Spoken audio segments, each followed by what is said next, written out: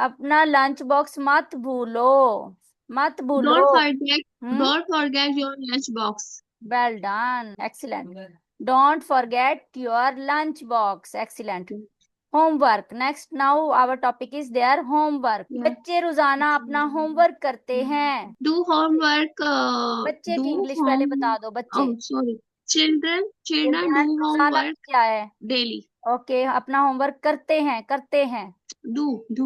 Well done. अब बनाओ sentence को, you can make this sentence. Children, children do homework daily. अच्छा, अपना, अपना किधर गया? Your. Sorry. Children do हाँ, homework your वो तो daily. उसको कह रही हो। ओ अपना, उनका, उनका, उनका यानी कि हो गया। वो तो ऐसे हो गया ना, तुम्हारा यूअर हो गया, तो मैं आपको कह रही हूँ ना।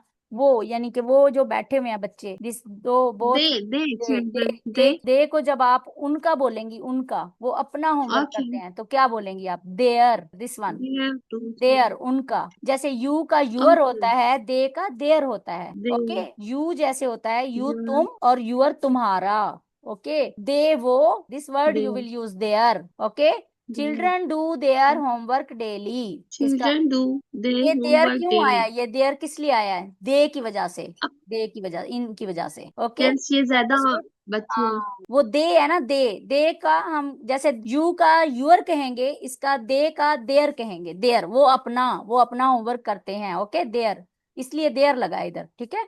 ओके। Okay.